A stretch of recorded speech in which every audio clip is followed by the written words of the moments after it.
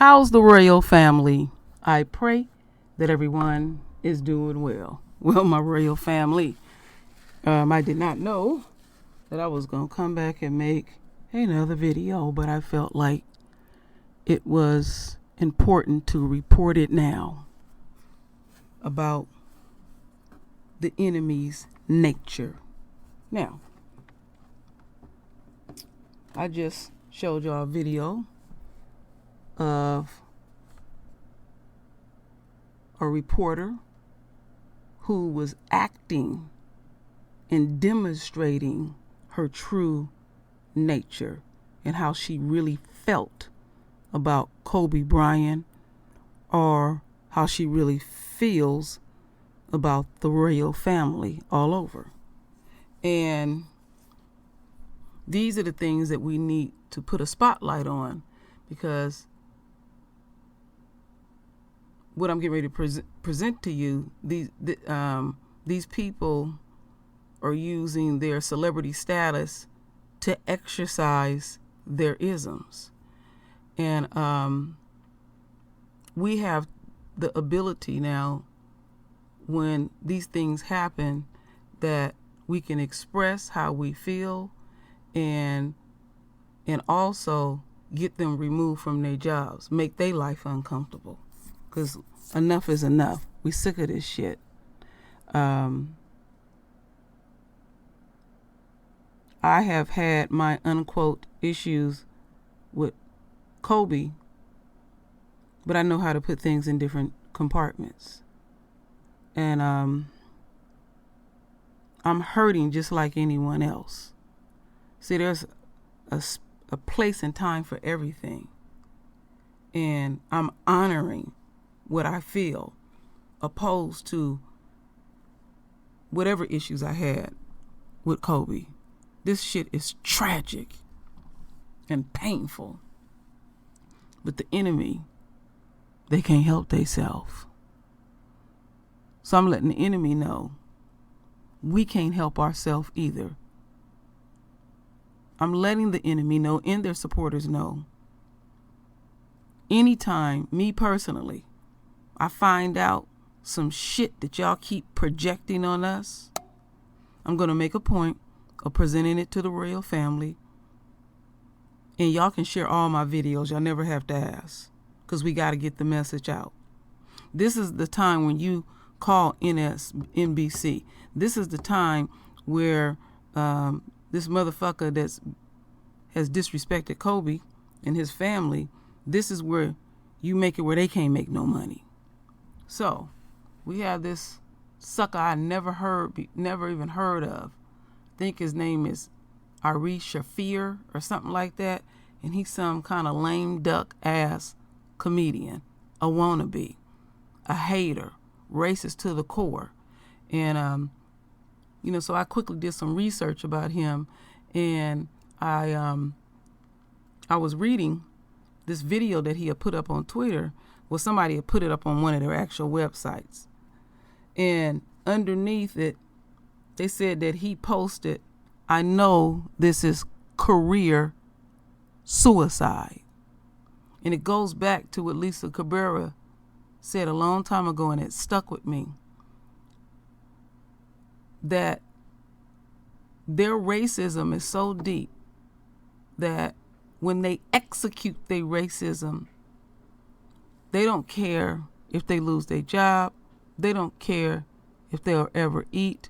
They literally don't care if they die. And how I always think about this is a statement that I heard years ago. Hell has no fury like a woman scorn.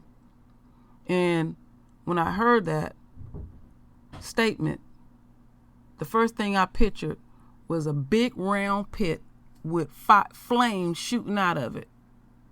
And the person that hates you is on the other side of that pit. And the only way you can lash out at them, you can't go around the pit. And they know already, once they lash out, they're going to burn to death.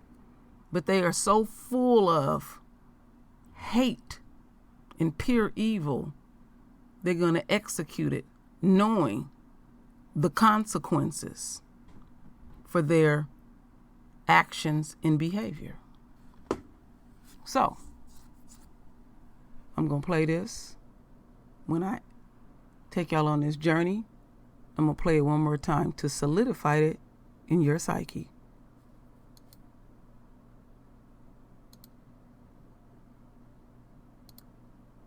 There's always a lot of hate, pain in the world. There's always a bunch of terrible stories. And every once in a while, there's a good story. Good story comes out. A guy who got away with rape got his today. Kobe Bryant is gone. I'm here in Charlotte, the home of the team that originally drafted him. Maybe he wouldn't have raped that chick in Denver if he had stayed in Charlotte with the Hornets. But anyway, the point is, dude, it's as I know, there's always a lot of hate, pain in the world, and there's always a bunch of terrible stories. And every once in a while, there's a good story. Good story comes out. A guy who got away with rape got his today. Kobe Bryant is gone. I'm here in Charlotte, the home of the team that originally drafted him. Maybe he wouldn't have raped that chick in Denver if he had stayed in Charlotte with the Hornets. But anyway, maybe he wouldn't have raped that chick in Denver if he had stayed in Charlotte with the Hornets. All right. So now we're going to go over here to his Twitter. So this motherfucker got a Twitter. I'm going to make sure I put the links. We need to report his ass too. Because 6 hours ago, the very thing that he pretty much said, he also posts too as well. And he even had the nerve to say, I was hacked. Kobe Bryant died 23 years too late today. He got away with rape because all the Hollywood liberals who attack comedian enjoy rooting for the Lakers more than they dislike rape. Big ups to the hero who forgot to gas up his chopper. I hate the Lakers. What a great day. Fuck the Lakers. All right. And so this is how far this stuff went. So he's pissing and moaning because he didn't got hacked. Well, Heavy threw up some shit about him quick. And I'll make sure I put this link too. So they're saying Al Shafir, whatever, account sent out a tweet saying Kobe Bryant died 23 years too late.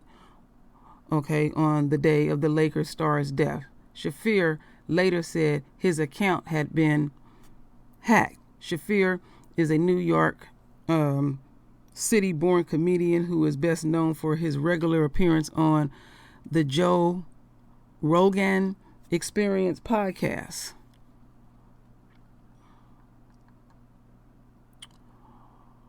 Okay. So this pretty much talk about, and I'm not going to read that part, what happened tragically.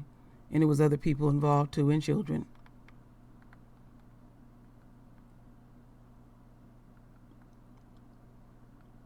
So somebody in here said, one person wrote in response to the tweet, one of his kids died, dude. Say what? You know, excuse me, you want about Kobe. You want about Kobe, but his daughter was on that helicopter, you evil Slava. I think they say Slava. This hit, okay, they should have said this hits a nerve. Damn. Boy, the way they text this. If I was evil in everything and my daughter died and people were glad, I'd be so mad. You are a terrible human being. Shafir has tweeted multiple times on Kobe Bryant in the past. On January 1st, 2020, Shafir joked that the late NBA Commissioner David Stern was in the room with Kobe when Kobe raped that chick in Denver. I'm so glad he's dead. In April 2016, Shafir tweeted, "Hey feminists of LA, how come you are giving Kobe Bryant a free pass on that rape? This is a serious question. Have some balls for once." While in February of 2015, Shafir tweeted, "Bill Cosby and Kobe Bryant are pitching a show called Lay Down or Fight.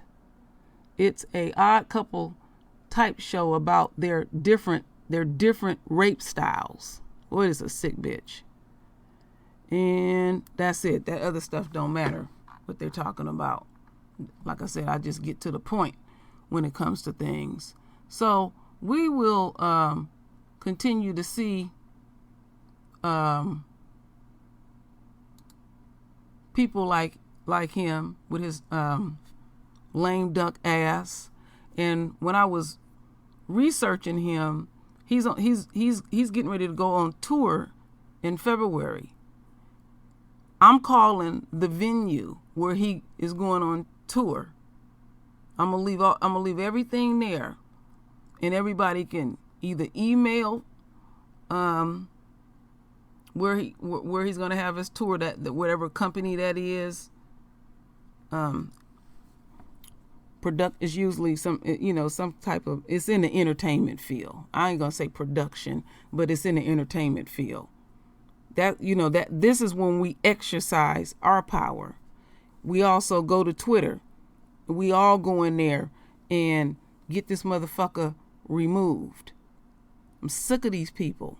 And even if we got differences between our own, they don't give a fuck about whatever issues that we have with each other, because they still projecting on the royal family.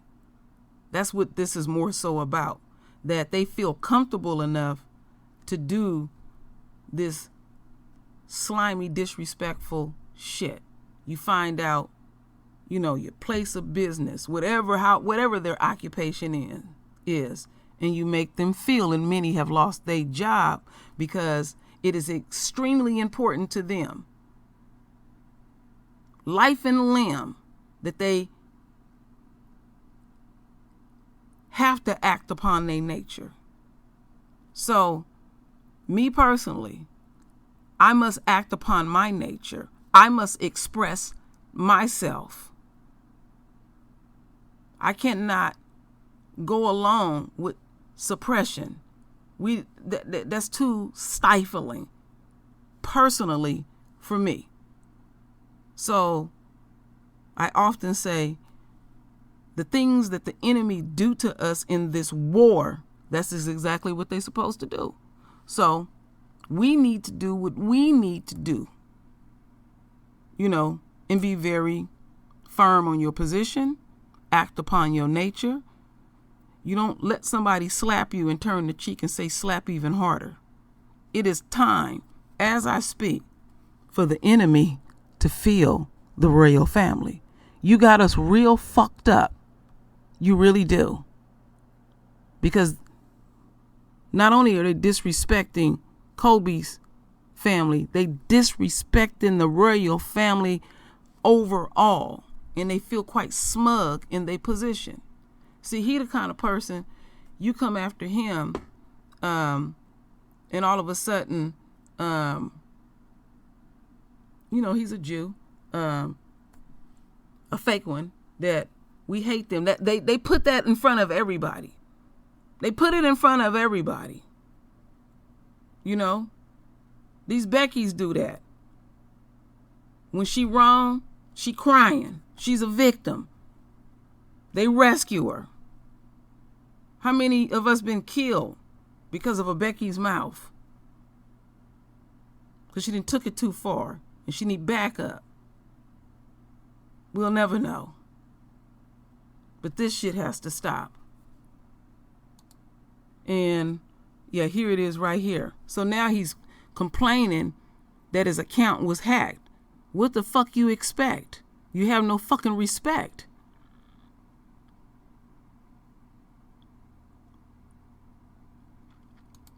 See, these motherfuckers, They'll sit up and look at pictures like this. Damn, he wealthy. Wow, got beautiful kids, beautiful wife. Wow, he got this. Wow, he got that. So it's a combination of things that are going on with the enemy, because they, like 50 Cent said, they want to see us fucked up and ashy. Because they know they not about shit. It ain't never been about shit. Somebody is always propping your flat, dusty ass up. You can't even go outside when it's sunny, because you're a foreign motherfucking object in the sun. When the sun see it, the sun is doing everything possible to eliminate your ass. It's like red alert, get rid of it. Then you think you're going to live out of space, but you lose bone density and you never recover. You're a parasite to the universe. So this go way deeper than Kobe and anything. And we have to learn to have some tact and diplomacy. Yeah, I feel a way about a bunch of stuff, but I know when to pull back. This shit is painful. This shit is tragic. And the ripple effects of it. And so you got this little Shafir or whatever his name is, motherfucker, come sliding through because he think that's going to give him some brownie points, but then he did have a moment and said, oh, this is career suicide. Yes. And I know there will be more people out here digging shit up on you. We got to make it where this motherfucker don't make no money. So anyway, one more time.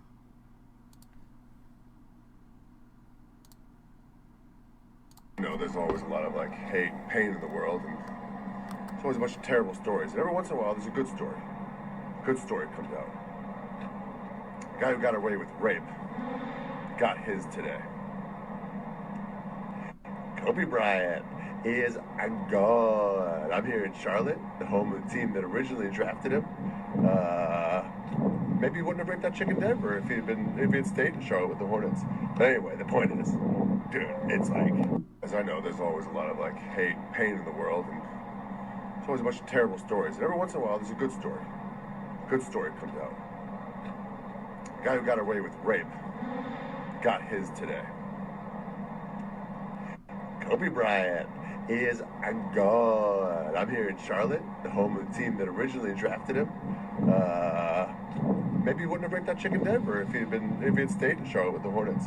But anyway, maybe he wouldn't have raped that chick in Denver if he'd stayed in Charlotte with the Hornets. All right, my royal family, I have solidified that. Render your voice with your beautiful divine words. And as always, my royal family, I thank you for your love. I thank you for your support. And with that said, Ashe.